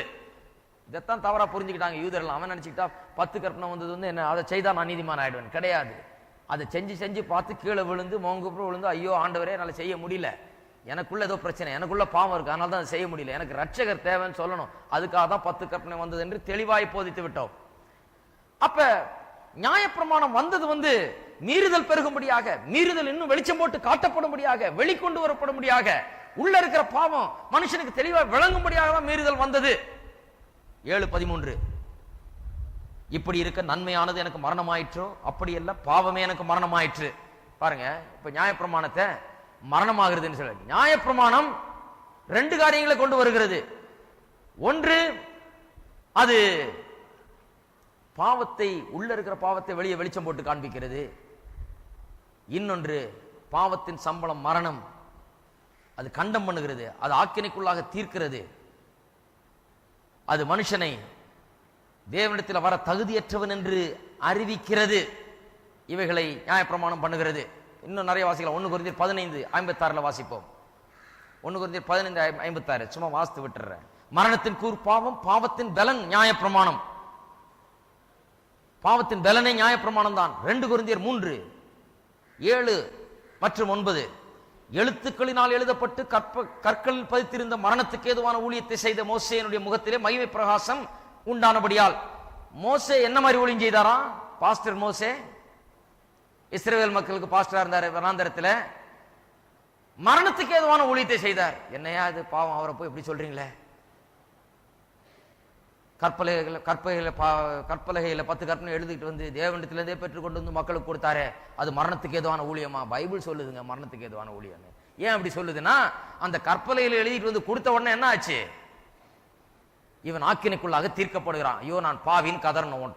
அந்த 10 கற்பனை வாசித்த உடனே மோங்குப்புற விழணும் மனுஷன். ஐயோ நான் பாவி, இதனுடைய அளவுகோலின்படி நான் தேவனிடத்திலே வர தகுதியற்றவன் என்று அறிவிக்கிறது அது. அதனாலதான் அது மரணத்துக்கு ஏதுவான ஊழியம். அவர் கற்பலையை சுமந்துட்டு வந்தார், 10 கற்பனை தூக்கி காண்பித்துக் கொண்டு வந்தார். ஆகிய அல்லது மரணத்துக்கு ஏதுவான ஊழியம் என்று வேத வசனம் சொல்லுகிறது. மரணத்துக்கு ஏதுவான ஊழியம். 9ஆம் வசனம், ஆக்கினை தீர்ப்பு கொடுக்கும் ஊழியம் மகிமை உள்ளதா இருந்தால் அது என்ன மாதிரி ஊழியம்? ஆக்கினை தீர்ப்பு கொடுக்கும் ஊழியம். அப்ப வனாந்தரத்துல 10 கற்பனையை வைத்துக்கிட்டே தெரிஞ்சிட்டு இருந்தாங்களே, அதை வச்சுட்டே போதித்துக்கிட்டு இருந்தாங்களே, அதை எப்ப பார்த்தாலும் எடுத்து வைத்து அதை வாசித்துட்டு இருந்தாங்களே, அது என்ன ஊழியம்? அதுல இருந்து மோசே பிரசங்கம் பண்ணிட்டு இருந்தாரு, என்ன ஊழியம்? அது ஆக்கினை தீர்ப்பு கொடுக்கும் ஊழியம். பாவி பாவி பாவி பாவின்னு சொல்ற ஊழியம். ஏன்? மனுஷன் தான் பாவி என்கிறத ஒத்துக்கொள்ள வேணும். அப்பதான் ரட்சகர் வந்து அவரை ஏற்றுக்கொள்ளுவான். ரட்சகர் தேவை என்கிற ஒரு உணர்வு மனுஷனுக்குள்ள உண்டாகும்படியாக தான் மோசேயும் நியாயப்பிரமாணத்தையும் தேவன் கொடுத்தார். ஆக்கினை தீர்ப்பு கொடுக்கும் ஊழியம் அது. அதைத்தான் இங்க ரோமர் 8ஆம் அதிகாரத்தில் சொல்றோம். இனிமே ஆக்கினை தீர்ப்பு கிடையாது. ஏன்? அந்த ஆக்கினை தீர்ப்பு கொடுக்கும் ஊழியத்துக்கு எது காரணமா இருந்தது? நியாயப்பிரமாணம். அந்த நியாயப்பிரமாணம் பாவம் மரணம் என்கிற பிரமாணம், அதிலிருந்து நான் விடுதலை ஆக்கப்பட்டிருக்கிறபடினால் எனக்கு ஆக்கினை தீர்ப்பு கிடையாது. ஏன் அதை பாவம் மரணம் என்கிற பிரமாணம்னு சொல்றாங்க? தேவனுடைய பிரமாணத்தை. அது எப்படியா தேவனுடைய பிரமாணத்தை 10 கற்பனைய பாவம் மரணம் என்கிற பிரமாணம்னு சொல்லலாமா? அது எப்படி பாவம் மரணம் என்ற பிரமாணம் ஆகுது கேட்கலாம். எப்படின்னு சொன்னா, நியாயப்பிரமாணம் பாவத்தை வெளிக்கொண்டு வருகிறது, ஆகையால் பாவம் என்கிற பிரமாணம். அது எப்படி அதை மரணம் என்கிற பிரமாணம் என்று சொல்லலாம்? வாஸ்தவம் இல்லையா? அது மரணத்துக்கு ஏதுவான காரியத்தை பிறப்பிக்கிறது. மனுஷன் தேவனுக்கு முன்பாக தகுதியற்றவன், அவன் கொல்லப்பட வேண்டும் என்கிறத அறிவிக்கிறது. ஆகையால அது மரணத்துக்கு ஏதுவான பிரமாணம். ஆகையால தான் தேவனுடைய பிரமாணத்தை பாவம் மரணம் என்பவைகளின் பிரமாணம் என்று வேதம் சொல்லுது. எதை? 10 கற்பனையை. 10 கற்பனை தான் பாவம் மரணம் என்பவைகளின் பிரமாணம். அப்ப நான் எதில இருந்து விடுதலை ஆக்கி இருக்கிறேன்? அந்த தேவனுடைய கற்பனை, என்னை ஆக்கினை தீர்ப்புக்குள்ளாக தீர்த்த கற்பனை, என்னுடைய பாவத்தை வெளிக்கொண்டு வந்து காண்பித்த கற்பனை, பாவத்துக்கு ஏதுவான அந்த கற்பனை, மரணத்துக்கு ஏதுவான அந்த கற்பனை, பாவத்தையும் மரணத்தையும் ஊழியமாய் செய்த அந்த கற்பனை, அந்த கற்பனையிலிருந்து நான் விடுதலையாக்கப்பட்டிருக்கிறேன். பாவம் மரணம் என்பவைகளின் பிரமாணத்திலிருந்து விடுதலை ஆக்கிற்றேன். பாவம் மரணம் என்பவைகளின் பிரமாணம் எது? தேவனுடைய பிரமாணம். அது நம்மை ஆக்கினைக்குள்ளாக தீர்த்தது, அது நாம் பாவி என்று அறிவித்தது, நாம் மரணத்துக்கு சொந்தக்காரர்கள் என்று அறிவித்தது. ஆகையால் அது பாவம் மரணம் என்பவைகளின் பிரமாணம். அதிலிருந்து நாம் இப்பொழுது விடுதலை ஆயிட்டோம். ஹலோ, இருக்கிறீங்களா? இப்ப அந்த பிரமாணத்துக்களே இருக்கிறோம், பாவம் மரணம் என்கிற பிரமாணத்துக்களே இருக்கிறோம். அது கொஞ்சம் ட்ரை பண்ணி பார்க்கலாமா? போகும்போது எல்லாம் அழுதுகிட்டே தான் போவீங்க. அப்புறம் அது கொஞ்சம் போதுச்சேன்னா ஏன் அழுதுகிட்டு போல? ஏன் இங்க இருந்து போகும்போது சந்தோஷமா போறோம், மன நிம்மதியோட போறோம், மன நிறைவோட போறோம்னா ஆக்கினை தீர்ப்புக்கு ஏதுவான ஊழியத்தை செய்யறது கிடையாது. மோசே செய்த மரணத்துக்கு ஏதுவான ஊழியத்தை செய்யறது கிடையாது. நியாய தீர்ப்புக்கு ஆக்கினை தீர்ப்புக்கு ஏதுவான ஊழியத்தை செய்யறது கிடையாது. என்ன செய்யறோம் இப்போ? ஜீவனை கொடுக்கிற ஊழியம். ஆக்கினை தீர்ப்பு அறிவித்து குற்றவாளி என்று சொல்லி அனுப்புறது கிடையாது. நீங்க தேவனுடைய பிள்ளை என்று சொல்லி அறிவிக்கிற ஊழியம். அது எப்படி அவ்வளவு சுலபமா அறிவிக்கலாம்? இயேசு நமக்காக மரித்தார், ரத்தம் சிந்தினார், நம்மை விடுவித்தார். ஆகையால் நாம் தேவனுடைய பிள்ளைகள். அப்ப பாவம் மரணம் என்கிற என்பவைகளின் பிரமாணத்திலிருந்து நம்மை விடுதலை ஆக்கிற்றே என்று சொன்னா, தேவனுடைய பிரமாணமாகி அந்த 10 கற்பனை, மனசாட்சியில் இந்த பிரமாணம், அதெல்லாம் அதை குறிக்கிறது. அதுல இருந்து நாம் விடுதலை ஆக்கப்பட்டிருக்கிறோம். அப்படின்னு என்ன அர்த்தம்? அதன் மூலமா நம்ம அளக்கப்படுகிறது கிடையாது. அதன் மூலமா நாம் நியாயம் தீர்க்கப்படுகிறதோ ஆக்கினை தீர்ப்பு உண்டாகிறதோ கிடையாது. அது இல்ல. இப்போ அது மெஷரிங் ஸ்கேலா இல்ல, அது அளவுகோலா இல்ல. இப்பொழுது இயேசுவின் ரத்தம் தான் அளவுகோல். அதன்படி பார்த்தால் நமக்கு ஆக்கினை தீர்ப்பு கிடையாது. அதுல இருந்து விடுதலை ஆயிட்டோம், அந்த சிஸ்டம்ல இருந்து வெளியே வந்தாச்சு. இப்பொழுது ஆக்கினை தீர்ப்பு கிடையாது. கிறிஸ்து இயேசுவினாலே ஜீவனுடைய ஆவியின் பிரமாணம் என்று சொல்லி இருக்கிறதே. ஜீவனுடைய ஆவியின் பிரமாணம் என்றால் என்ன? பாவம் மரணம் என்பவர்களின் பிரமாணத்துக்கு ஆப்போசிட் என்ன? ஆக்கினை தீர்ப்புக்கு ஆப்போசிட் என்ன? அதுதான் ஜீவனுடைய ஆவியின் பிரமாணம். பாவம் மரணம் ஒரு பக்கம், ஆக்கினை தீர்ப்பு அதெல்லாம் ஒரு பக்கம் இருக்குது. அதுக்கு ஆப்போசிட் என்ன? தேவனுடைய கிருபை, நீதி. இதுதான். அப்ப கிறிஸ்து இயேசுவினாலே ஜீவனுடைய ஆவியின் பிரமாணம் தான் என்ன பண்ணிருக்குது? நம்ம இந்த கிருபை, இந்த தேவனிடத்திலிருந்து வந்த இரக்கம், கிருபை, அவருடைய நீதி. இந்த பாவம், மரணம், ஆக்கினை தீர்ப்பு எல்லாத்துக்கும் ஆப்போசிட்டா இருக்கிற கிருபை, நீதி, இவைகள் வந்து என்ன அதுல இருந்து விடுதலை ஆக்கிற்று. இதை விட அது பெரிய சக்தி வாய்ந்தது. அதான் ரோமர் 5ஆம் அதிகாரத்தில் கடைசி 10 வசனத்தில் விளக்குகிறார். அதை 16ஆம் வசனத்துல இருந்து ஆரம்பித்து அதை விளக்கி கொண்டு வருகிறார். ஒருவனுடைய மீறுதல் எவ்வளவு பெரிய ஆக்கினை தீர்ப்பு கொண்டு வரணும், ஒருவனுடைய நீதி எவ்வளவு ஆக்கினை தீர்ப்பு கொண்டு வருகிறது. பாவம் இவ்வளவு செய்யும் என்றால் தேவனுடைய கிருபை இன்னும் எவ்வளவு செய்யும்? கம்பாரிசன். எது கிரேட்டர்ன்றீங்க, எது பெருசுன்றீங்க? பாவம் பெருசா, கிருபை பெருசா? கிருபை தான் பெருசு. பாவம் எவ்வளவு வேலை செய்துட்டு இருந்தது நமக்குள்ள, எவ்வளவு நம்ம ஆட்கொண்டது, எவ்வளவு பிடிச்சு நம்மளை ஆளுகைக்குள்ள வைத்திருந்தது, எவ்வளவு நாம் அதற்கு கட்டுண்டு கடந்தோம். இப்பொழுது நீதி நம்மை ஆண்டு கொண்டிருக்கிறது. தேவனுடைய கிருபையை பெற்றவர்களா இருக்கிறோம். கிருபை, நீதி, இதுல வாழுகிறோம். பாவத்தில் வாழவில்லை, பாவம் என்கிற பிரமாணத்தில் வாழுகிறவில்லை, பாவம் மரணம் என்கிற பிரமாணத்தில் வாழவில்லை, கிருபை நீதி என்கிற பிரமாணத்தில் வாழுகிறோம். இந்த பிரமாணம் வந்து அந்த பிரமாணத்திலிருந்து நம்மை விடுதலை ஆக்கிற்று. எது நம்ம விடுதலை ஆக்கிட்டு சொல்றார்? கிறிஸ்து இயேசுவினாலே ஜீவனுடைய ஆவியின் பிரமாணம் என்னை பாவம் மரணம் என்பவரின் பிரமாணத்தில் என்று விடுதலை ஆக்கிட்டு. எத்தனை பேர் அப்படி விடுதலை ஆக்கியிருக்கீங்க? கிறிஸ்து இயேசுவின் உள்ள ஜீவனுடைய ஆவியின் பிரமாணம் உங்களை வந்து பாவம் மரணம் என்பவர்களின் பிரமாணத்திலிருந்து விடுதலை ஆக்கிற்று. அந்த நிலையில தான் நாம் இன்றைக்கு இருக்கிறோம். தேவனுடைய ஜீவனை பெற்றிருக்கிறோம். இந்த பிரமாணம் வந்த பிறகு, இது வந்த பிறகு அதற்கு இடமில்லை. இது வந்து அதை விட கிரேட்டர், அதை விட பெருசு. பாவத்தை விட கிருபை பெருசு, ஆக்கினை தீர்ப்பை விட நீதி பெருசு. ஆக்கினை தீர்ப்பு எவ்வளவு செய்ததோ அதை விட அதிகமா நீதி செய்கிறது. பாவம் எவ்வளவு நம்ம ஆட்கொண்டதோ அதை விட அதிகமா நீதி நம்மை, கிருபை நம்மை ஆட்கொள்ளுகிறது. இதனாலதான் கிறிஸ்து இயேசுக்கு உட்பட்டவர்களா இருக்கிறவர்களுக்கு ஆக்கினை தீர்ப்பு இல்லை என்று சொல்லுகிறார். இருக்கிறீங்களா? ஆக்கினை தீர்ப்பு இல்லை. இது ஒவ்வொருடைய விசுவாசிக்குள்ளாகவும் பெரிய சந்தோஷத்தை, சமாதானத்தை கொண்டு வரக்கூடிய ஒரு விஷயம். ஏன் ஆக்கினை தீர்ப்பு இல்லை? நான் ஏதோ பரிசுத்தமாகுதல் அடைந்து விட்டேன் என்கிறதுனால ஆக்கினை தீர்ப்பு இல்லை என்று கிடையாது. பரிசுத்தமாகுதல்லாம் ஃபைன், அதெல்லாம் வருது, நடந்து கொண்டே இருக்கிறது. ஆனா ஆக்கினை தீர்ப்பு இல்லைன்றதுக்கு அதுக்கு சம்பந்தம் கிடையாது. ஆக்கினை தீர்ப்பு இல்லைங்கிறது ஏன்? நான் தேவனால் இயேசுவை கொண்டு நீதிமானாக ஆக்கப்பட்டிருக்கிறேன், அறிவிக்கப்பட்டிருக்கிறேன். ஆகையால் தான் எனக்கு ஆக்கினை தீர்ப்பு கிடையாது. ஆக்கினை தீர்ப்புக்கு இடமே இருக்கக்கூடாது. கிறிஸ்தவ வாழ்க்கையில் அந்த சந்தேகத்துக்கு இடமே இருக்கக்கூடாது. என்னுடைய பாவங்கள் மன்னிக்கப்பட்டதா, நான் தேவனுடைய பிள்ளையா, தேவன் என்னை ஏற்றுக்கொள்கிறாரா, என் ஜெபத்தை கேட்கிறாரா, எனக்கு மறு உத்தரவு செய்வாரா, என்ன கவனிக்கிறாரா, நான் விழுந்து போயிட்டேனா, இந்த சந்தேகமே இருக்கவே கூடாது கிறிஸ்தவ வாழ்க்கையில. அது வந்ததுனாலே கிறிஸ்தவ வாழ்க்கையினுடைய முன்னேற்றத்துக்கு அது பெரிய தடையாக, இடையூறாக, முன்னேற்றத்தை பாதிக்கக்கூடிய ஒன்றாக அது மாறிவிடுகிறது. தைரியத்தை எடுத்து போட்டு விடுகிறது, பயத்தை உள்ள உண்டாக்குகிறது. அப்புறம் மோசே பாஸ்டரா பார்த்து போக வேண்டியதான்.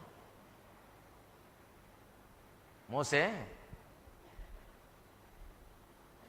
அவரு பாஸ்டரா இருக்கும் போதுதான் அப்பப்ப பயம் காட்டிட்டு இருந்தாங்க.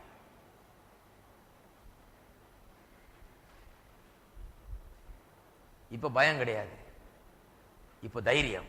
தேவனிடத்தில் வரக்கூடிய தைரியம், அவருடைய பிரசன்னத்தில் நுழையக்கூடிய தைரியம், அவருடைய பிரசன்னத்தை அனுபவிக்கக்கூடிய தைரியம், அவருடைய பிள்ளைகள் என்று நம்ம அழைத்துக் கொள்ளக்கூடிய தைரியம், பிசாசை எதிர்த்து நிற்கக்கூடிய தைரியம், பாவத்தை எதிர்த்து ஜெயிக்கக்கூடிய தைரியம், இவைகள் தான் நமக்கு கொடுக்கப்பட்டிருக்கிறது. கிறிஸ்து இயேசுவுக்கு உட்பட்டவர்களா இருக்கிறவர்களுக்கு ஆக்கினை தீர்ப்பு இல்லை. யார் இது? ஸ்பெஷல் ஆளுங்க கிடையாது, யாரோ அந்த ஊழியக்காரங்க, அவர் தான் ஆக்கினை தீர்ப்பு இல்லை, அவர் தான் ரொம்ப பூரணமான பரிசு கிடையாது. உங்களுக்கு ஆக்கினை தீர்ப்பு இல்லை, உங்களுக்கு ஆக்கினை தீர்ப்பு இல்லை. இல்லங்க அவர் அந்த அனுபவத்தை பெற்றிருக்கிறார் கிடையாது, நீங்கள் அந்த அனுபவத்தை பெற்றிருக்கிறீங்க. நான் எப்பக பெற்றேன்? நீங்க ரட்சிக்கப்படும் போது இந்த அனுபவத்தை பெற்றிருக்கிறீங்க. ஆக்கினை தீர்ப்பு இல்லை, அந்த நிமிஷத்திலிருந்தே ஆக்கினை தீர்ப்பு கிடையாது. அதை யோசிக்கணும், அதை சிந்திக்கணும், அதுல வாழணும், அதற்காக கர்த்தரை ஸ்தோத்திரிக்கணும், அதை நினைத்து பார்க்க வேண்டும், அதன் அடிப்படையில் ஜெபிக்க வேணும், அதன் அடிப்படையில் ஆராதிக்கணும், அதன் அடிப்படையில் காரியத்தை செய்யணும். செய்யும் போது தைரியமும் சந்தோஷம் மகிழ்ச்சியும் நம்ம ஆட்கொள்ளும், நம்முடைய பாரங்கள் நீங்கும், நம்முடைய அதைரியங்கள் அவிசுவாசங்கள் ஒளிந்து போகும். எல்லாரும் எழுந்து நிற்போம்.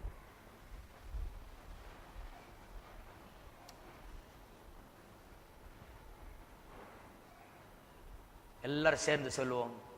கிறிஸ்து இயேசுவுக்கு உட்பட்டிருக்கிற எனக்கு, கிறிஸ்துவுக்குள்ளாயிருக்கிற எனக்கு, கிறிஸ்துவுக்கு சொந்தமாயிருக்கிற எனக்கு ஆக்கினை தீர்ப்பு இல்லை. பாருங்க, சொல்ற பிசாசு எப்படி வேலை செய்வான்னு எனக்கு நல்லா தெரியும். இங்க இருந்து போன உடனே இன்னொரு ஆள் சொல்வார், அதெல்லாம் ஒண்ணும் கிடையாது, இருக்குது இருக்குது, ஆக்கினை தீர்ப்பு இருக்குது.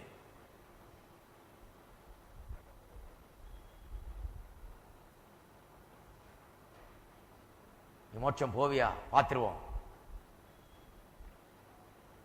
நீங்க சொல்லுங்க, ஐயா கர்த்தருக்கு ஸ்தோத்திரம், நீங்க இல்ல செலக்ஷன் கமிட்டியில, கமிட்டி தீர்மானமும் போட்டு ரெசல்யூஷனும் போட்டு எழுதியும் வச்சாச்சு, நீங்க யார் அதை மாத்துறதுக்கு? விடுங்க ஆள.